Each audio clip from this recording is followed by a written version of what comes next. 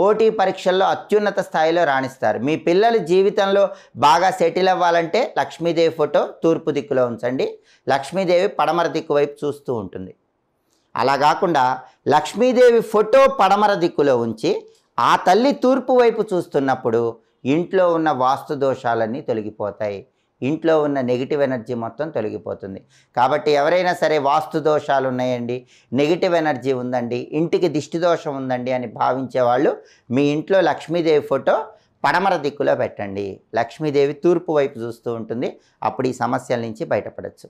అలాగే ఇంట్లో లక్ష్మీదేవి ఫోటో దక్షిణ దిక్కులో ఉండి ఆ లక్ష్మీదేవి ఉత్తరం వైపు చూస్తూ ఉంటే మీ ఇంట సిరుల వర్షం కురుస్తుంది. కాబట్టి డబ్బు పరంగా లోటు ఉండకూడదు అని భావించే వాళ్ళు ఎవరైనా సరే లక్ష్మీదేవి ఫోటో దక్షిణం వైపు పెట్టుకోండి.